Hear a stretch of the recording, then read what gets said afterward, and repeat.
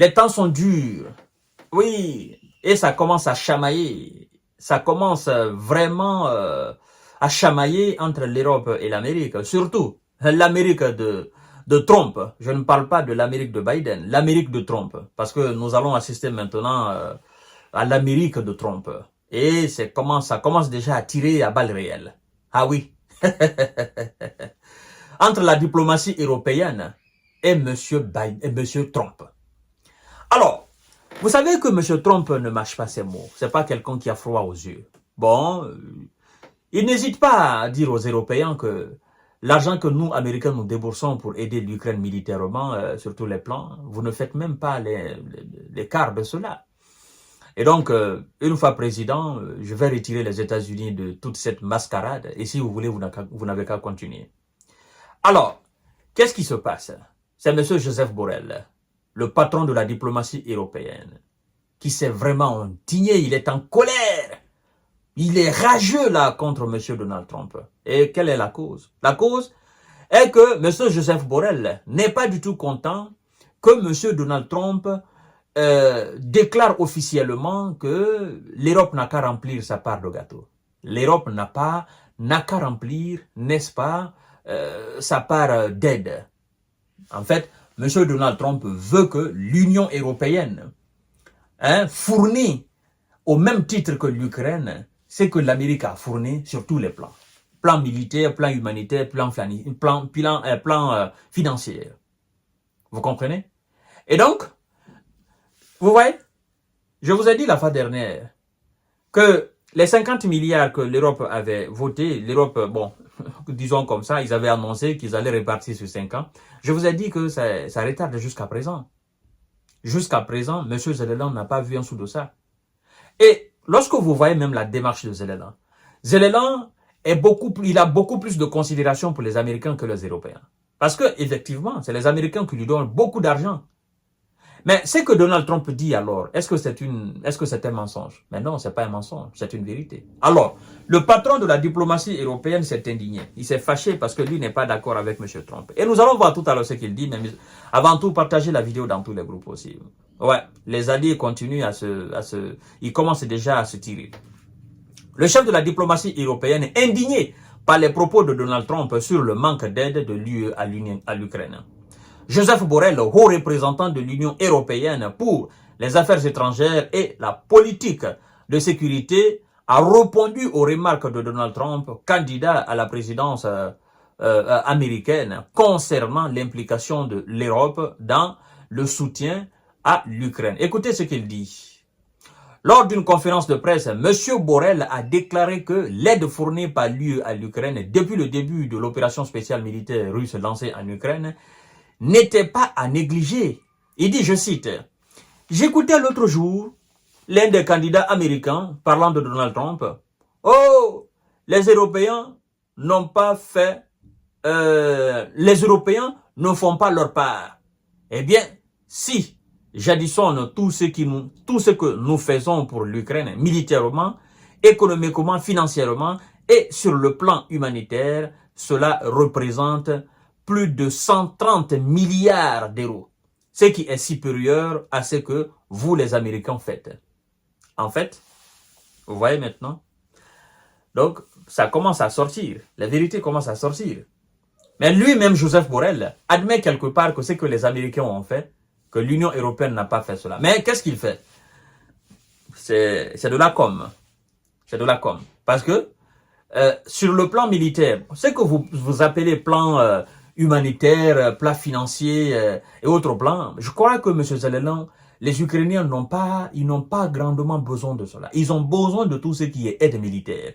Et sur le plan d'aide militaire, les Américains dépassent largement, mais largement les Européens. Et c'est exactement cela M. Donald Trump parle. Mais M. Joseph Borrell, lui, il additionne les trois.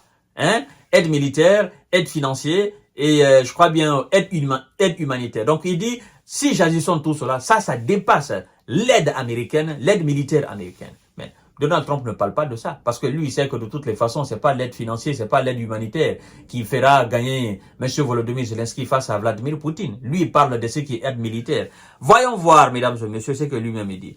Joseph Borrell a confirmé que l'aide militaire fournie par les pays de l'Union européenne s'élevait à 45 milliards d'euros, ce qui est bien qu'inférieur à la contribution américaine et reste un montant significatif. Vous voyez, lui-même il dit l'aide militaire qui a été fournie à l'Ukraine s'élève à 45 milliards de dollars depuis le début de l'opération spéciale en 2022. Il dit mais bien qu'inférieur à ce que les États-Unis ont donné militairement, c'est-à-dire sur le plan d'aide militaire, bien qu'inférieur, c'est une aide significative. C'est de ça même Donald Trump parle. Parce que lui, il dit, ben, écoutez, vous avez voté depuis le début, vous dites 45 milliards. Et nous, depuis le début, avant même le vote de ces 61 milliards, qu'est-ce que nous avons fait?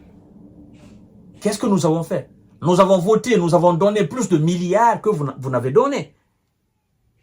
Hein? Et vos 45 milliards, ben écoutez, par rapport aux 61 milliards que nous avons voté, le Congrès a accepté, vos 45 milliards, vous additionnez les 7,9 milliards que monsieur Joe Biden vient d'accorder encore à l'Ukraine, ben ça fait énormément beaucoup. Et c'est pourquoi monsieur Donald Trump dit, ben monsieur Zelensky est le meilleur commercial de la planète Terre. Parce qu'à chaque fois qu'il vient dans notre pays, il repart avec 300 milliards. Donc ça veut dire quoi? Vous savez, monsieur Donald Trump, lui, c'est un businessman. C'est monsieur argent. Il connaît l'argent. Tout son argent, tout son problème, c'est l'argent. Lui, il ne veut pas gaspiller l'argent. Donald Trump veut voir clair là où, qu'est-ce qu'on fait avec son 100 $ ou bien son 50 $. Qu'est-ce qu'on fait avec son 10 $. Il veut voir clair. S'il n'y a pas quelque chose de bien là-dedans, non, il ne veut pas donner. Et c'est effectivement ça, les Européens ont peur. Et c'est de ça aussi, monsieur Donald Trump parle. Il dit, ben écoutez, nous avons fait plus. Vous devez faire plus. Mais, soyons clairs quand même, soyons logiques. Les États-Unis ont plus d'argent que les Européens, premièrement. Deuxièmement, cette guerre a été voulue par les États-Unis. Les Européens se sont laissés entraîner là-dedans parce qu'ils obéissent aux injonctions des États-Unis. Hein? S'ils n'avaient pas voulu, ben écoutez, on ne serait pas là aujourd'hui à comparer les aides, les montants. C'est parce qu'ils ont voulu. Ils ont voulu suivre. Les Américains ont voulu que l'Ukraine soit un pays vraiment utilisé contre la Russie. Vous comprenez? C'est exactement cela. Et donc, quelque part, moi je dis, ben, ils n'ont qu'à assumer. Chacun n'a qu'à assumer sa responsabilité. Joseph Borrell a confirmé que l'aide fournie par les pays de l'UE s'élève à 45 milliards d'euros. Ce qui bien inférieur à la contribution américaine et reste un montant significatif. De plus, il a mis en avant que l'UE avait accordé à l'Ukraine le statut de candidat et une perspective d'adhésion, ce qui aurait été impensable avant le déclenchement de la guerre à grande échelle. Mais monsieur Borrell, quand vous dites que vous avez accordé le statut, ça c'est rien. C'est rien, le statut de candidat, ça c'est rien ça. L'Ukraine ne veut pas de statut de candidat. L'Ukraine veut entrer dans l'Union européenne et donc dans l'OTAN aussi. Donc ça c'est pas un argument pour déstabiliser M. Donald Trump. De plus, il a mis en avant que l'UE avait accordé à l'Ukraine le statut de candidat et une perspective d'adhésion. Ce qui aurait été impensable avant le déclenchement de la guerre à grande échelle. Borrell a noté que l'UE fournissait actuellement une aide importante à l'Ukraine, ayant accueilli près de 5 millions de réfugiés. Bon, ça, nous on n'a pas besoin que vous étalez cela, que vous accueillez 5 millions ou 10 millions d'Ukrainiens, c'est vous qui avez voulu ça. Et les Ukrainiens n'ont pas voulu sortir de leur pays. C'est vous qui avez accepté de déclencher cette situation dans leur pays. Et donc, vous êtes dans l'obligation de les accepter dans vos différents pays. Vous êtes dans l'obligation de les accorder l'asile. Parce que c'est vous qui avez voulu faire ce qu'on est en train d'assister aujourd'hui dans leur pays. Vous apportez la paix aujourd'hui en Ukraine. Les Ukrainiennes et Ukrainiens vont retourner dans leur pays, vivre tranquillement. Ouais, c'est la vérité. Les gens ont tout perdu. Donc, dire que vous avez accepté cela, c'est comme si vous venez de dire au monde entier, ben, nous avons fait ça pour les États-Unis. Nous avons accepté, nous avons donné le statut de candidat à l'Ukraine. Hein, nous l'avons fait pour les États-Unis. Mais non, si vous l'avez fait, vous l'avez fait pour votre intérêt. Parce que votre manière de parler, c'est ce que ça indique, mesdames et messieurs, quelque part. Vous êtes intelligents, vous comprenez, non?